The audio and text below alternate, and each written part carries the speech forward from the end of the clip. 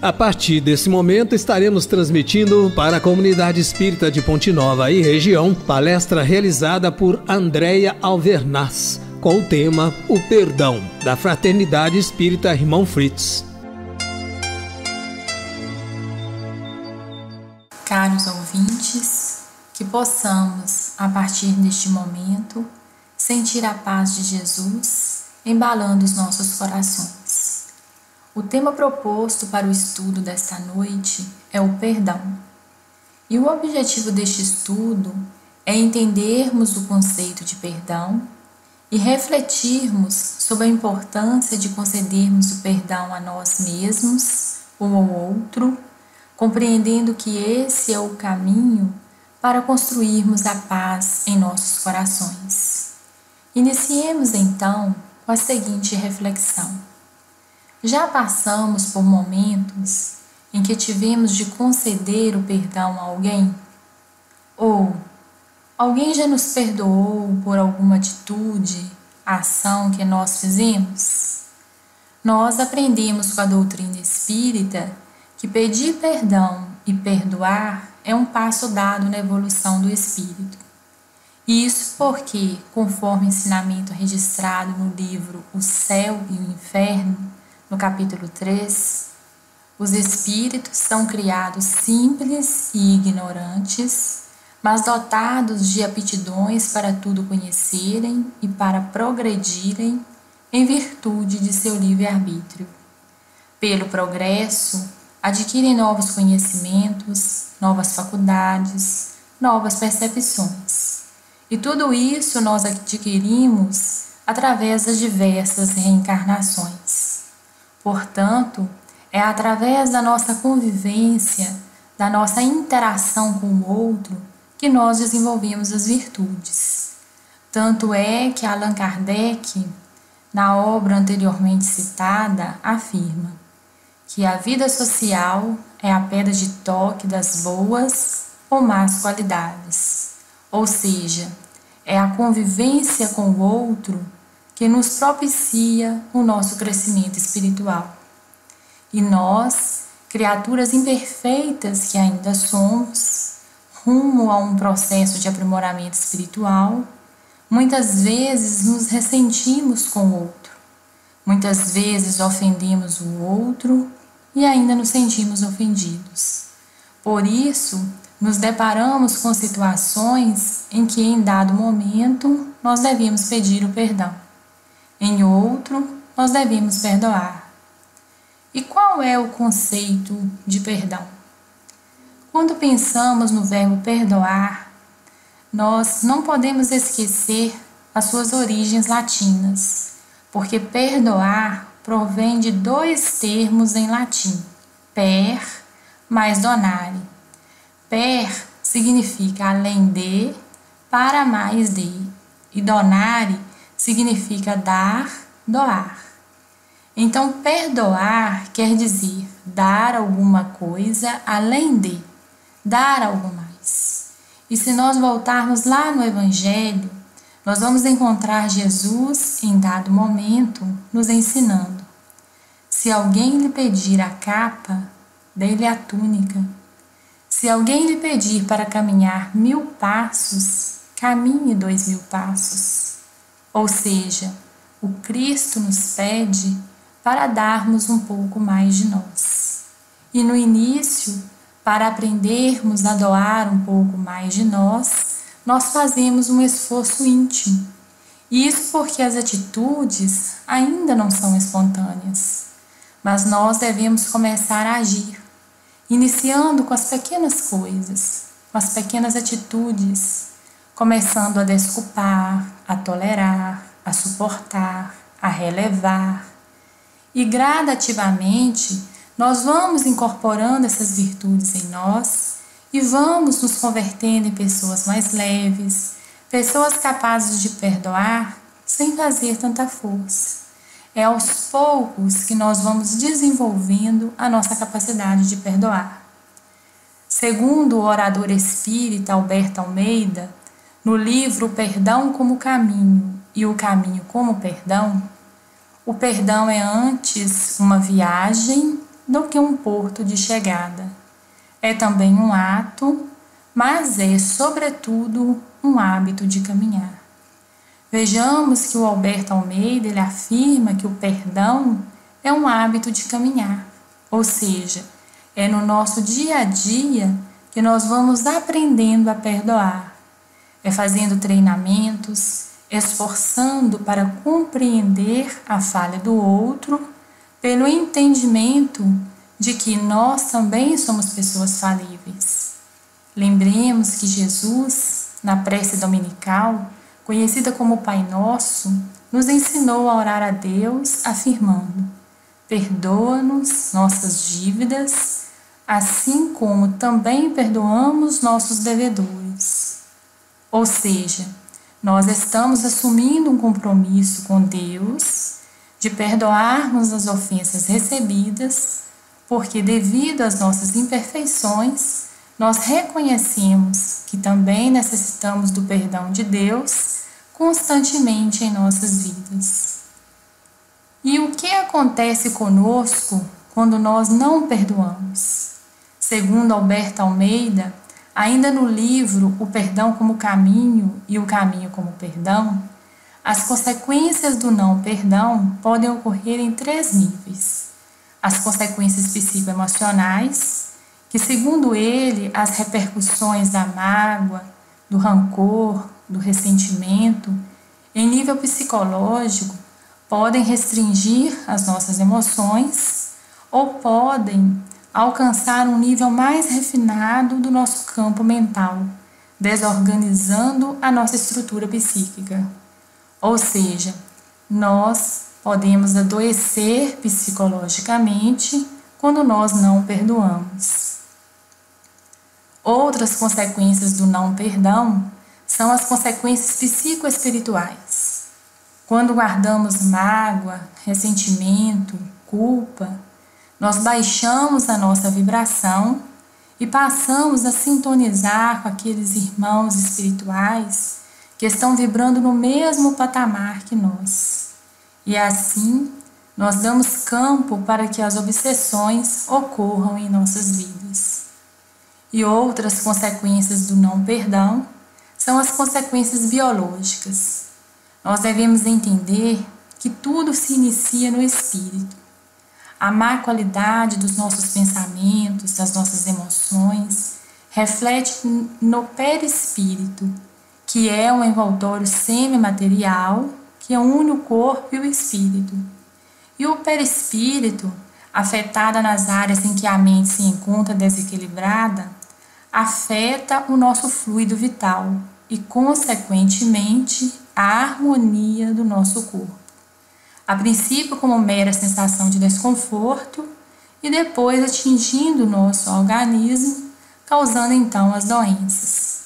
Atualmente, existem muitos trabalhos científicos apontando para os efeitos terapêuticos do perdão sobre a nossa saúde, como, por exemplo, reduz os níveis de estresse e até mesmo prolonga a nossa vida.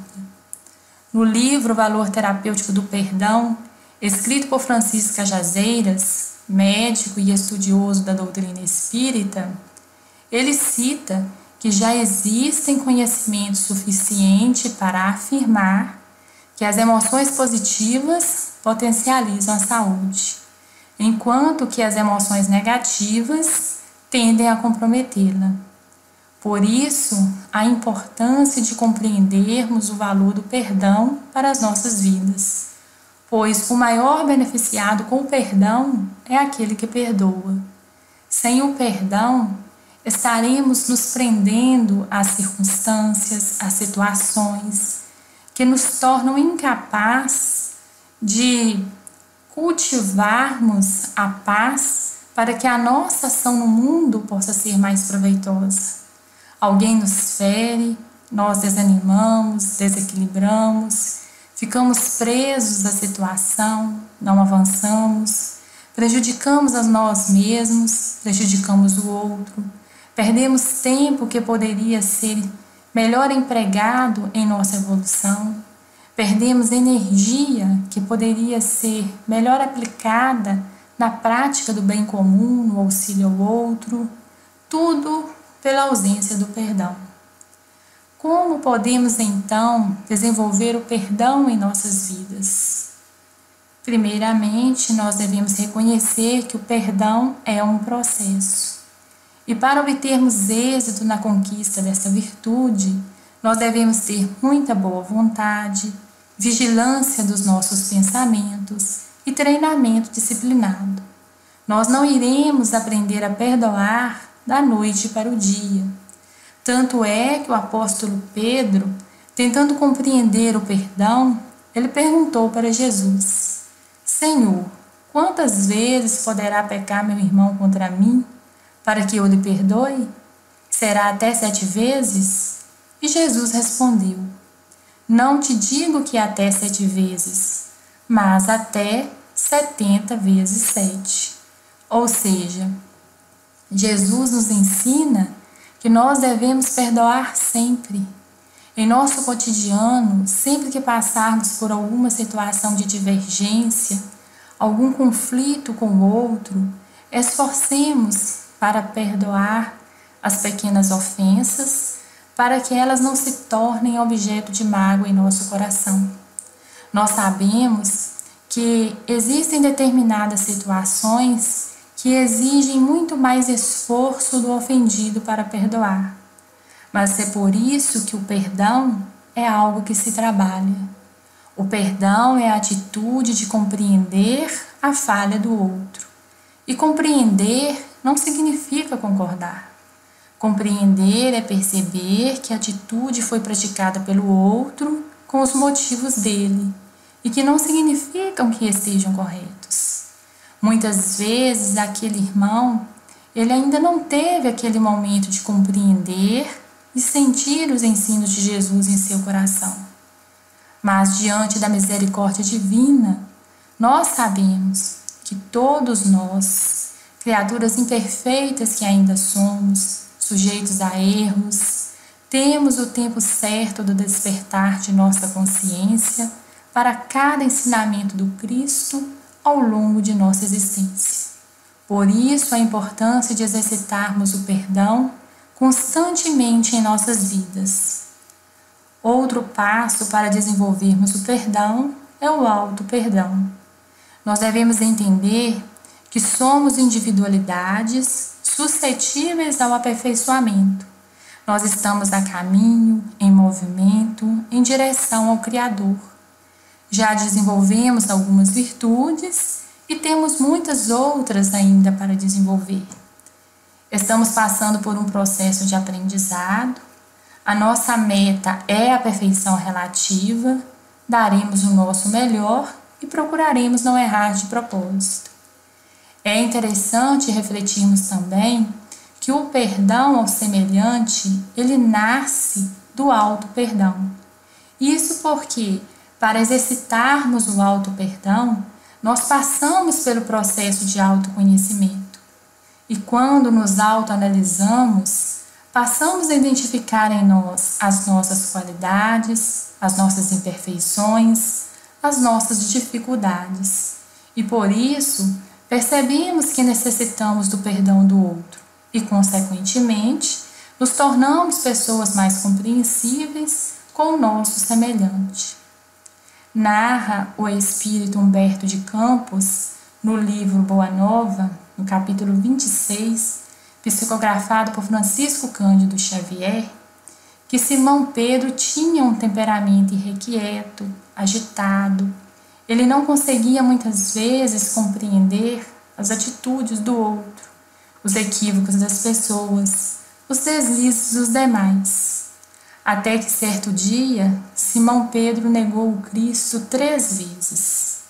E a partir daquele acontecimento, ele caiu em si e começou a fazer o seu processo de autoconhecimento.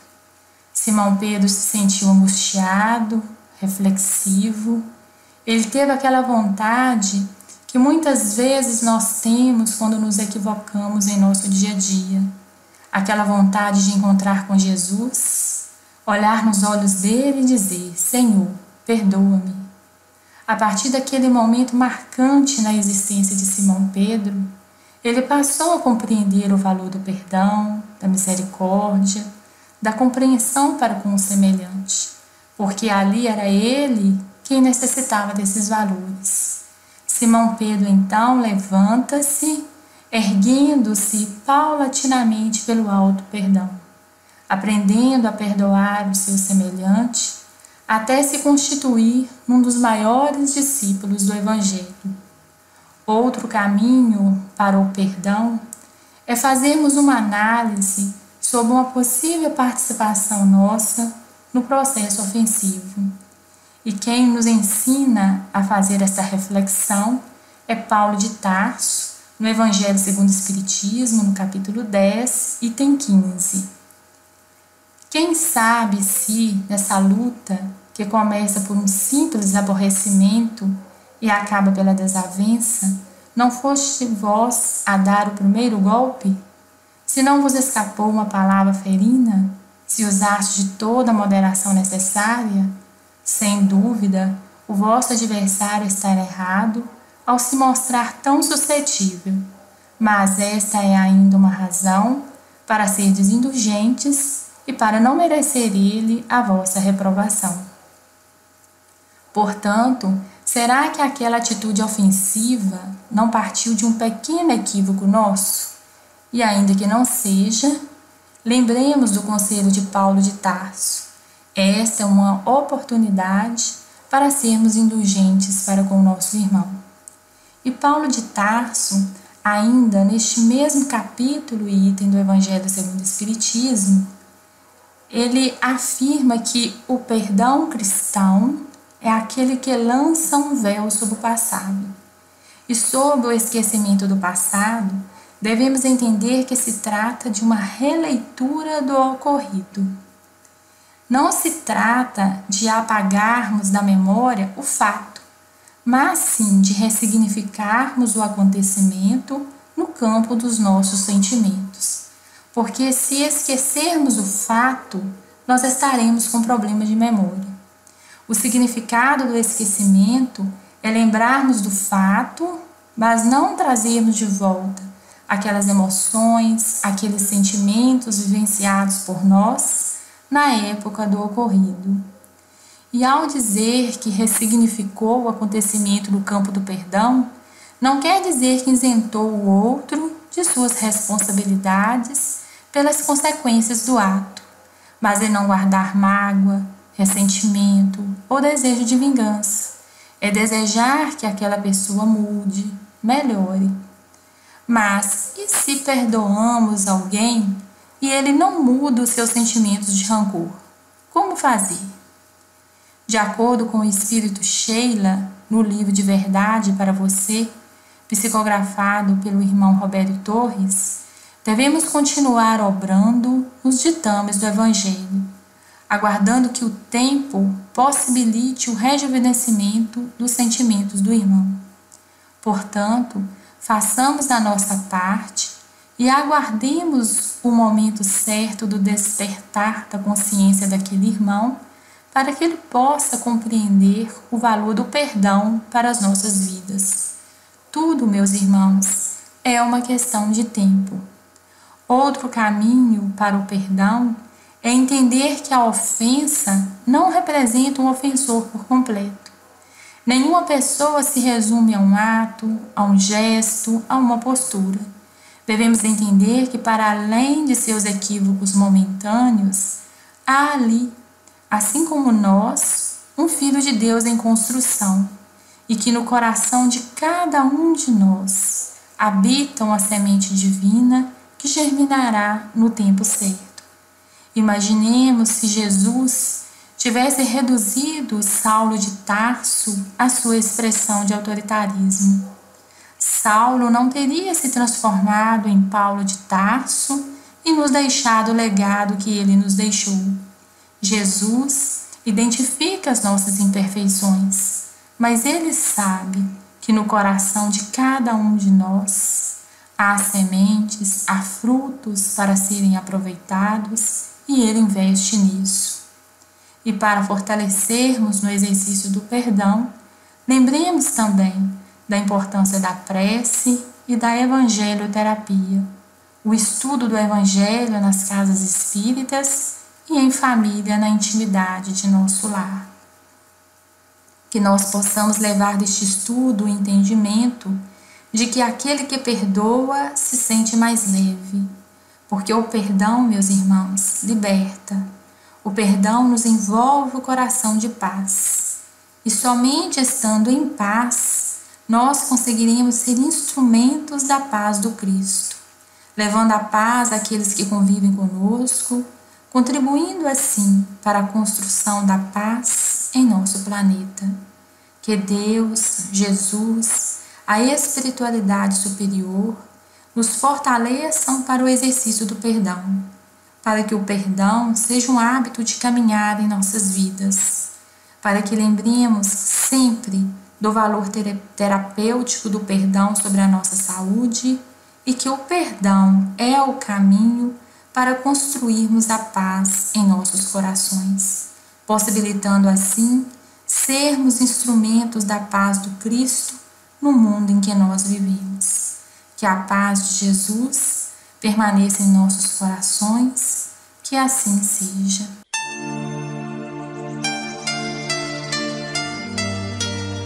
Termina aqui a palestra da Fraternidade Espírita Irmão Fritz. Boa noite.